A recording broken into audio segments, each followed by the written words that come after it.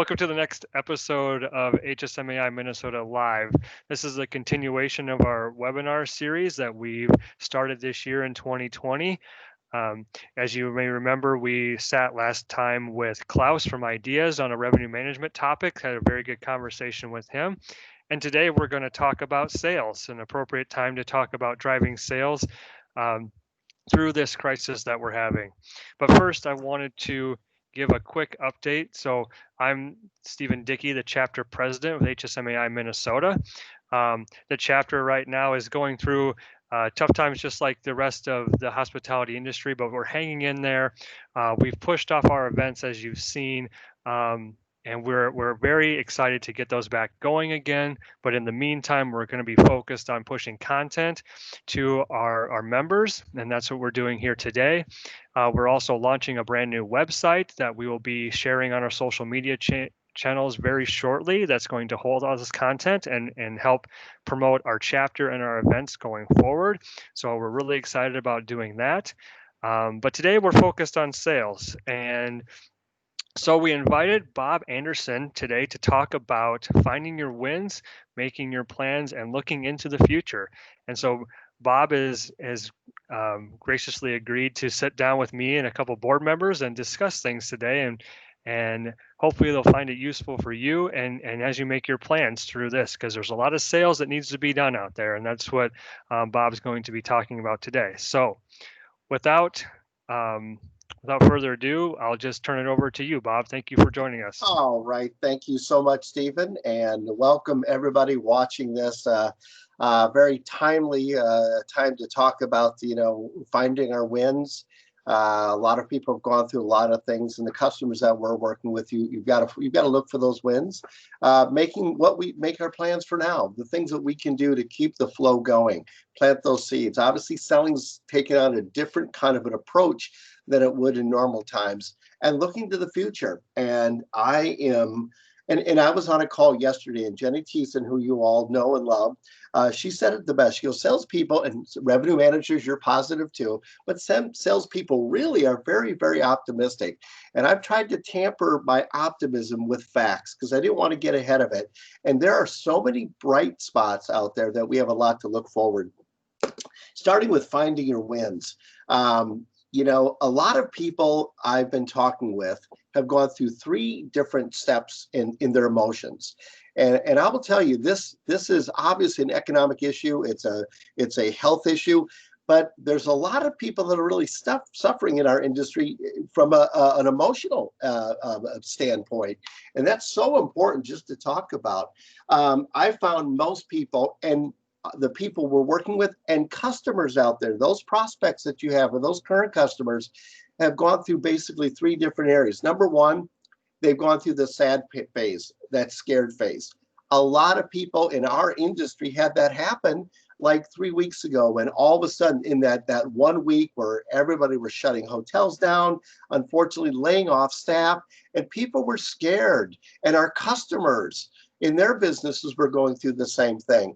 And I think a lot of people, there are still people at that level, because some people, the layoffs and the burdens have really kind of carried over into a couple of weeks. So people that we're talking to are in, some can be in that I'm still afraid type of mode. Then there's a lot of people in that bridge. I kind of, the term I use is neutral, where they're not scared, but they're not optimistic. They're just bored. They're mad. They're frustrated. They don't know what's going to happen. A lot of people are in that mindset. And then I'm so happy to see a lot of people are now transitioning into the future. They're saying, you know what, we're going to be okay. All the numbers that we see on TV of the models of the terrible death rates, and there's still obviously a lot of that out there, but a lot of those have leveled off. There's some positive news. So, it's really important to understand it from us as salespeople, and secondly, from those customers you're talking to.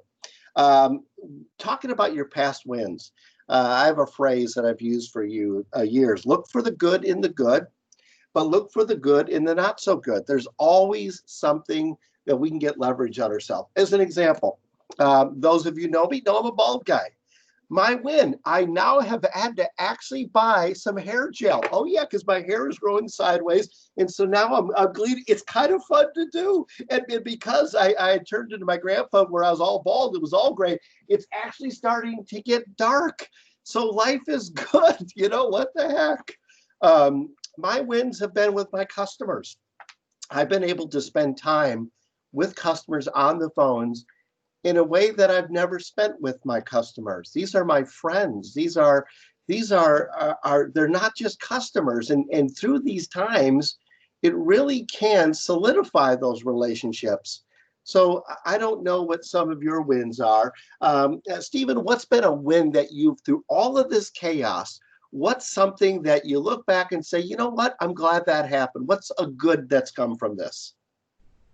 Well, one thing it's put out there is it's given us time to look back on what we actually do as a business. And actually, through this time where unfortunately rooms aren't coming in, as a revenue manager, it's giving us time to look back and say, what else can we do to make money?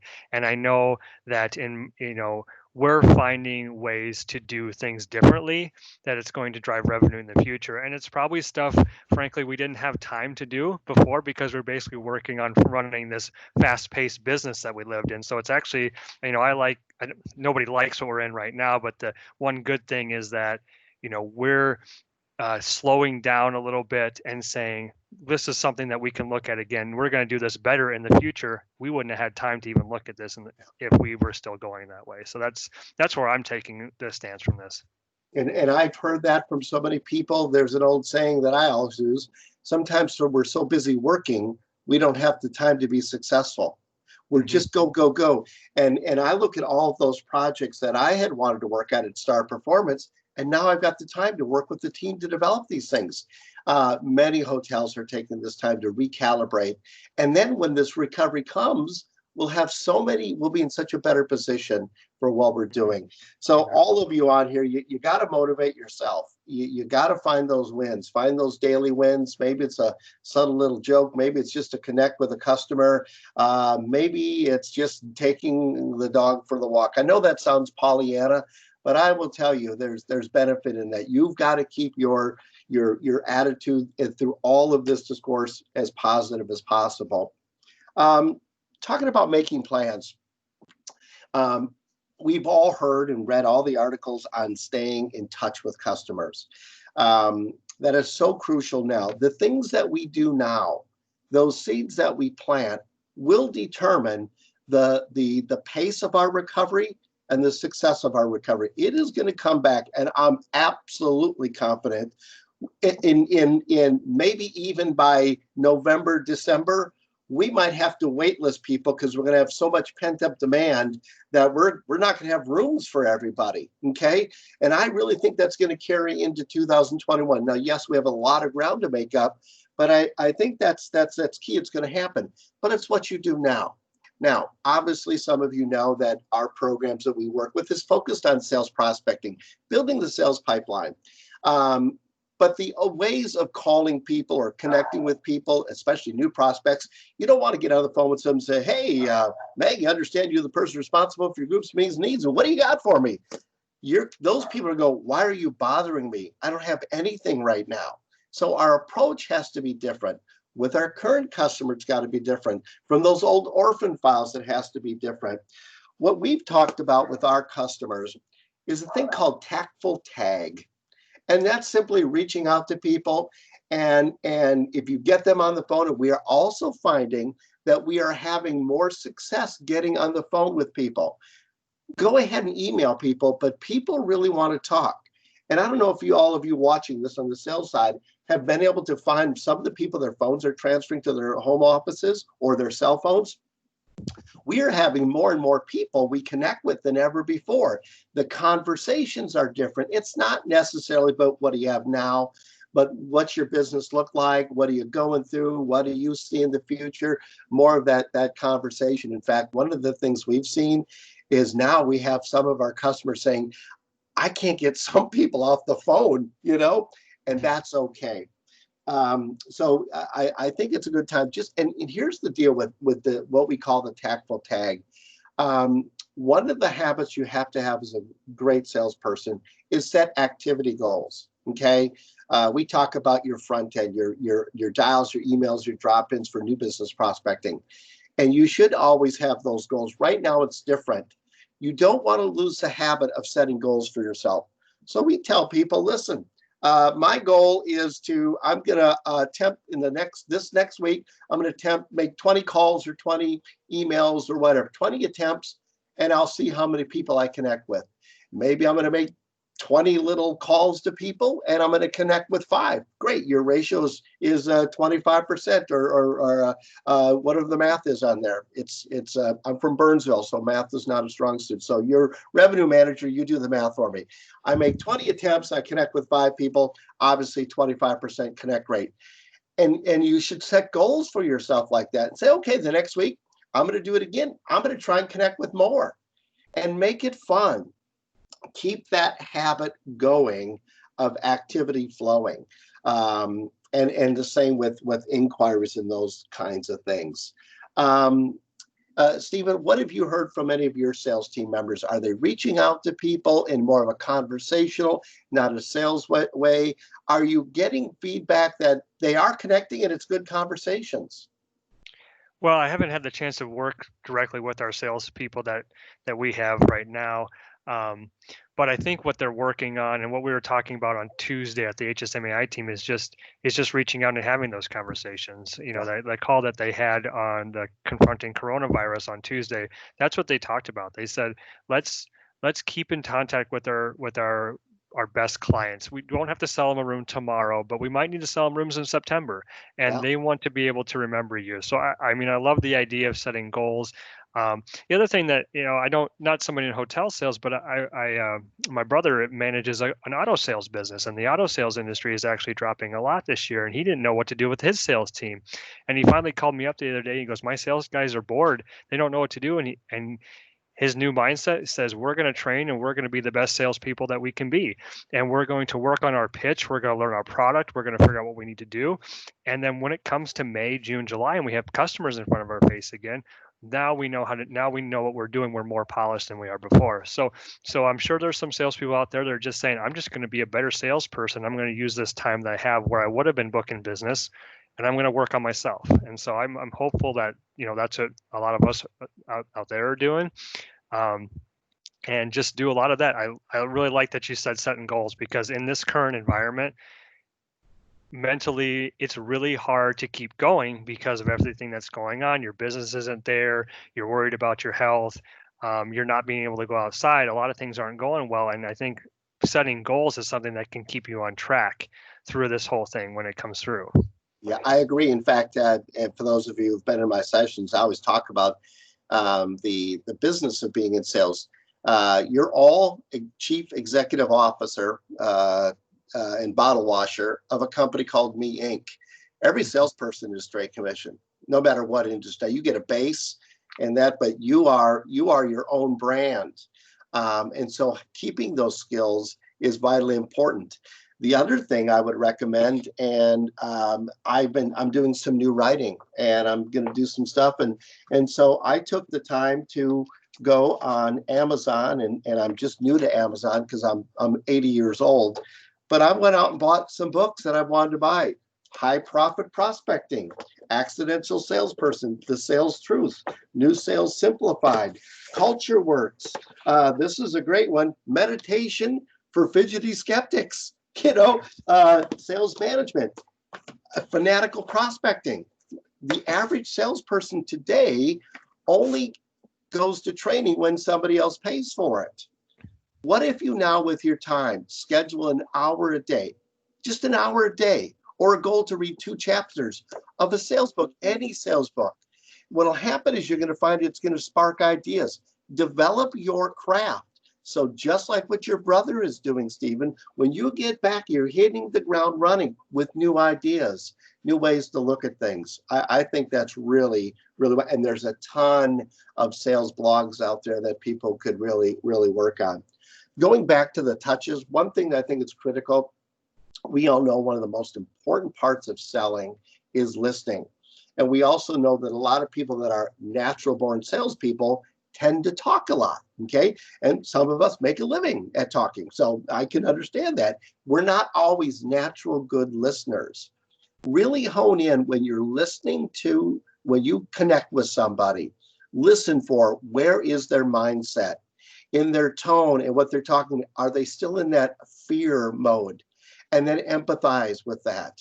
Empathize and be compassionate, obviously. If they're in that little, I'm just frustrated, I'm going crazy, I don't know what's going to happen, you've got to try and help people work through that. And then again, the bridge is there. People are talking about the future. And that you got to listen to their tone and what they're talking about and adjust accordingly. The other thing is the future. What will our industry look like? I do believe, again, many of the people that I'm working with that had customers that have canceled business and rescheduled it maybe for the first quarter, there are now, and not a lot, but there are some glimmers of hope that some of these people are coming back say, well, you know what? We think we might want to meet sooner. What do you have in October? What could we hold space, but knowing if this goes later, move it to our other dates? I think that's incredibly positive. People are starting to see the positive. We've had even one group that wanted to rebook for early September and one for late August, and it's corporate meetings. Now, they're not the big national ones, it's the regional, but that's a positive thing. But in our sales advisory board yesterday, they talked about how meetings might be different. You're used to having 3 people to a table. Now maybe they're going to have 1. Instead of having 4 to 5 people to a rounds, maybe it's 2. That's going to add a whole new dilemma. There's probably going to be some things in RFPs, and maybe some of you are getting these resubmitted RFPs, not only space and rates and what do you have, but what are you going to do to keep our team safe? We're going to have the legalese come in. Conversation yesterday was, what's going to happen is, let's say if you have a corporation, a company, a regional salespeople, maybe I have 20 salespeople and I want to bring them together because we got to get together and plan. They might mandate the legal entity for that corporation to say, okay, we're going to host a meeting for 20 people, but not everybody has to go. If they have a fear, they're going to have to sign off that they don't want to attend, or signed a waiver saying, yes, I am comfortable, I am voluntarily going to attend this meeting because of all the legal ramifications. Probably we'll see that in associations. So, those are just really some of the changes that we're going to have to look at. And maybe there's going to be more the model of people normally have, 20 people, maybe they'll just have 10 spaced out, and then they'll link people in through Zoom. It could be an entirely different thing. And for revenue managers, that's going to change. If you're used to, so many room nights for the meeting space, whatever your ratios are now, that might change. So all kinds of things going on. Stephen, what do you think might be different by the way of how meetings operate? I think you mentioned a lot of great points there, Bob, and it's going to be interesting to see how they do that. I think the regional ones are going to be coming back first. I know from a revenue manager standpoint and from a commercial standpoint, we're focusing. A lot of focus is going to be on those regional meetings, and they might have done one national meeting once a year for that particular company, and now they're doing one in each part of the country. So depending on if you work for a hotel brand or a management company or something like that, your one piece of business might turn into 4 or might turn into 6, something like that, which could be helpful for the industry across a brand or a management company. For a single hotel, it's learning about who's coming in when. The company that usually came every single May might be coming in January and October or something like that, in a smaller capacity. They're not able to do this 200 person meeting anymore. And from a revenue manager standpoint, sometimes that's okay because instead of one single group filling up your whole hotel and compressing everything, you're compressing less and able to charge more for your retail Yeah. So it's not doing over compression that some of these groups do, and with all due respect to sales, obviously from the revenue manager and sales conflict, Be usually careful now. is Be careful you now. right. It's usually you contracted a rate, and now I'm stuck only selling a couple rooms for whatever the market is there, and now maybe we can work together more on, hey, Mm, maybe half the size group is better for the rest of our leisure demand. yeah. And then, speaking of leisure demand, there's some studies out there that leisure might come back first, depending on how the disposable income comes out of this unemployment that we're showing right now. So Right. STR talked about that yesterday. They think leisure is going to be coming back first. However, it's all depending on how people come through this extreme unemployment. So they were a little bit skeptical about saying it completely, Mhm. but they're leaning that way as long as we can afford it. So Yep. because when you travel on your own dollar, it's also your own choice. And if you and I think would be able to do that first before a company is willing to spend thousands of dollars on a meeting, we can Sure. spend a few $100s on travel on our own. Yeah. And so I think that's where that mindset is. So um, leisure travel maybe first Hmm. coming back, then sales. But that just leads more to the point where we need to develop those relationships because it's going to take time. Yep. Tuesday they said 7. I'm not sure what you're used to seeing, but they said 7 months from the point of building first contact until that person actually sleeps at your hotel, and that to me is that seems like a really long time. I've never actually been told that figure before, but Yeah, I saw that too. And there's different ways to look at that. Everybody, and this is another takeaway. When we do our consulting with people, we say you need to know from your contact to your connect to qualified to close and consumption what kinds of business is shorter term. When you only are playing after that the business that's out 7 months, that means you don't have time in the shorter period of time. And I don't necessarily agree, because there are times when you have a whole maybe 3 months out. There is business based on the demographic, the size of it, the segment of it that you can go after. So you should always be managing your short, your medium, and long range, from connect to close to consume, short term, medium, and length. So you can play around that. But yeah, there is definitely a lag period. The other thing, you mentioned a point about regional meetings. For those of you part of an ownership group, a management group, a brand, now's the time to get together and create cross-selling opportunities. Say, I've got the Star Performance Hotel Management Company, and we have 20 hotels all spread out through maybe, the upper Midwest. Well, when I talk to somebody in St. Cloud that's having a meeting that normally would all come to Minneapolis for a big event, but now they're going to do the regional ones, I'm going to say, well, I tell you what, where else might they have those? Okay, you're going to have it in Sioux Falls. You're going to have it in Bismarck. Well, gosh, I've got hotels there. Let me work with you and all of these people to bring it into our family. I think mhm, that'll be crucial. One yep. other thing, a little off subject, that I never thought of, is we've had to lay off a lot of people, unfortunately. And some of the markets, such as New York that we talked to, and Chicago and the bigger ones, their biggest fear is these housekeepers and these other staff members. They're making more on unemployment than they are working. So are we going to be in a crunch where all of a sudden this demand comes back, and then we might not have the staff to service those? Mm. Little out of the realm of sales, but something certainly to consider.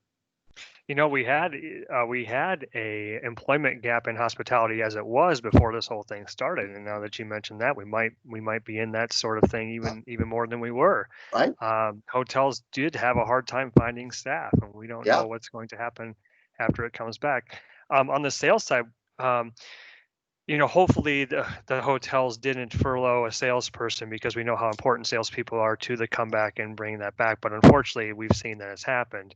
And you talked about before on how to sharpen your skills. Any other advice for one of our members who might have been furloughed or Yeah. looking for something different?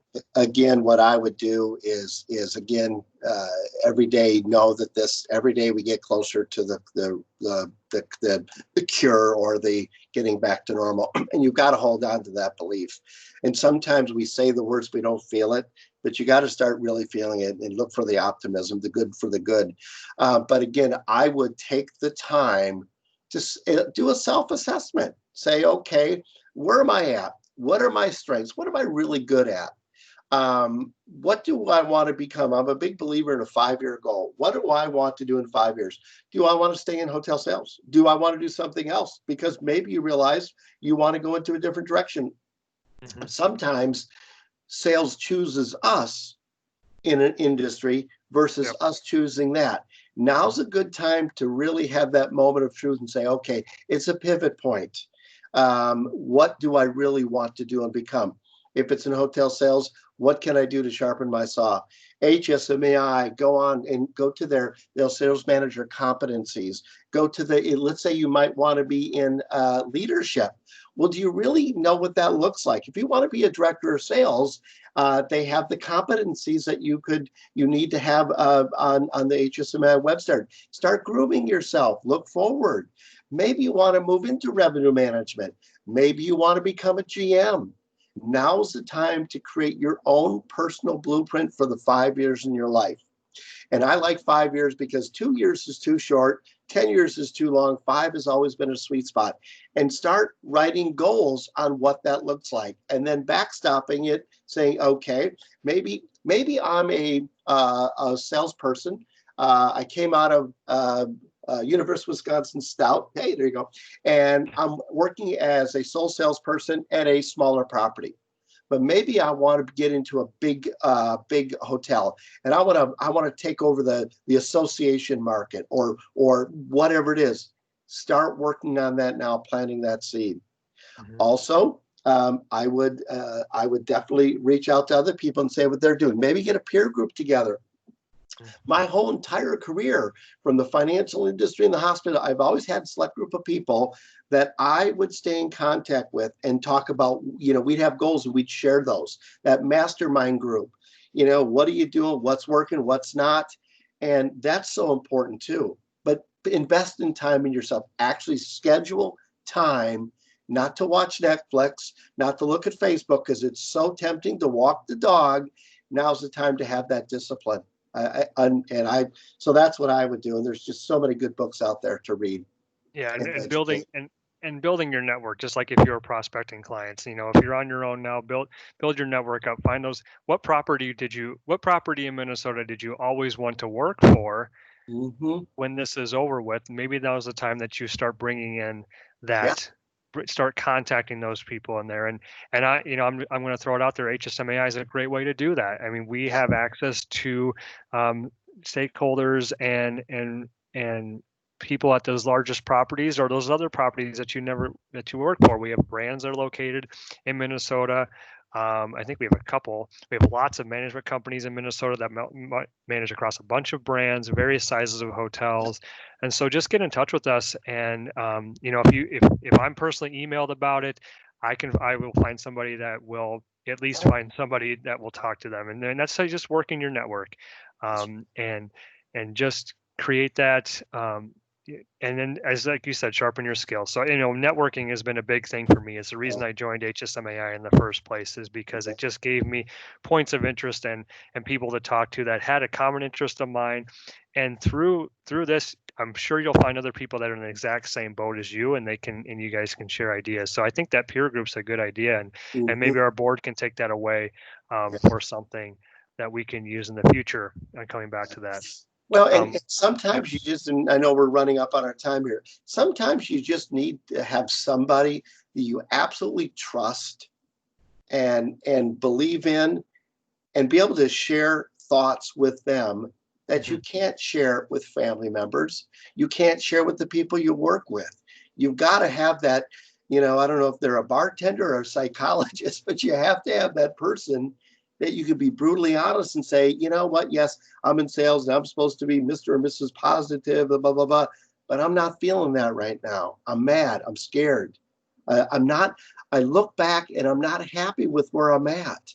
Look, what should I do? Tell me, Stephen, what do you think I should do? You know me, what would you do if you were me? And then I'll help you.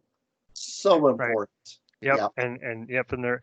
And it'll work out good for us. What do you think it's going to do to the employment and for the sales team? And all this shuffling of talent around. Do you think that's going to make anything different in the future with someone lost a job at one place, went to another? What do you think about that? I've seen a couple things out there Well, about. I believe that the people that rise now and stay. First of all, those people that are working out of their home that continue to plant seeds and produce. Those are the ones that I would look for if I was hiring anybody. Okay, when you had every reason not really to do it, every distraction. What did you do? The success of life and the threat of success in the fabric life. What have you been doing? And I don't know. Maybe there's some people that were working in the hotel business because that's where they landed. Maybe they started as a front desk, then they got into sales, and they're not in their heart sure it's right for them. I think there's going to be a lot of people that don't come back. And you know what? Mm, Good for them.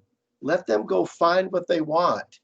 I think the force in 1 year from now, the salespeople that have been through this, that are in place, are probably the right salespeople in the right industry. Does that make sense? yeah, It's going to be exactly. a little Yep. bit of a cleansing, so to speak, because Hmm. I know a lot of salespeople, and when I work with them, I can tell their heart's not into it.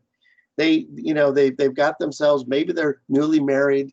Maybe they got a child or two, and they got a house payment and stuff, and they're afraid to do what they want. They're doing what they think they need to do. So they're Hmm. not really engaged. They're not effective as they could be. Now they need to go find what they do and let those people who just live and die for hospitality sales and what we do. We're going to have a better sales force. We'll probably have Yeah, less, yeah. but we'll have a better. That's a good point, and they'll be better trained too, because in hospitality we had a 10-year success rate where the phones are ringing off the hook, and we've just been growing and growing and growing, and it's just been a booming industry. And right in the beginning of this year in January, we were starting to see a little bit where supply was outpacing demand, and the sales teams were finding different ways to get new business. And so this idea of prospecting and developing relationships and new things is all new to these people, new to salespeople, and now we were thrust fast forward into the situation we are now, where that stuff even becomes more important. And so Yeah. just by nature of that, we were touching on it a little bit beginning of the year, and that's something we were going to focus on in some education this year. And well, we still will, obviously, but this environment, like you said, it's going to make a stronger sales force, and we're going to have stronger people doing it as an outcome, because it's their livelihood now. The phone's not Yeah. ringing. They got to go out and get it and find it for themselves. And so Well, I and think it's gonna be great. Stephen, being a little selfish, and I don't want to make this a star performance Yeah, pitch, but that's okay. but You're uh, entitled to but woohoo, that. star performance. We've been saying this for 10 years. We've been saying since after the last crash, we saw the dip, and people started saying, "Gosh, we need to prospect," and then people get back to that. Oh, the leads are coming in, and there's a lot of people. There's this, there's the you've all heard of the hunter versus the farmer. The farmer is the great relationship building. Obviously, that's important. And the hunter is those people that are really prospectors. But there's a third category I've seen over the last 10 years, the fulfillers. These people that just take leads and they Hmm. respond to them. Hmm. And we do a lot of shop calls, and we're finding that these people that are in that mindset, oh, when do you call in or you email in? Yeah, okay, we have the space available. They're not even presenting. So there's three layers of salespeople. The future will always be, no matter what, and your technology friends, I love you all, but nothing will ever replace human interaction and a person who knows how to reach out somebody. And it's not about the products you sell, it's the problems you solve for customers and reduce the pain that they have. That is not a proposal. That is not an RFP. That's an interaction. And so I tell you, it's been kind of funny. Just the last week, I've had 3 people contact me saying, "Listen, we know you got this prospecting thing, Bob. Tell us more about it." People are Hmm. really, for me, it's going to be a great pivot point. But if Yep. you don't have a prospecting process and system, that's going to be the true success people in the future. So, All right.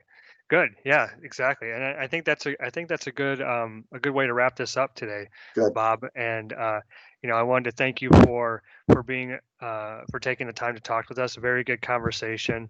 And our members will definitely find this useful for them when we post it on the website. And just for those of you listening to this right now, stay in touch with HSMAI. We have a LinkedIn page that we are frequently posting to. We have an email address that I'm going to put on the screen right now. And if it's just one thing out there, um, if I can get it to show up, Technology.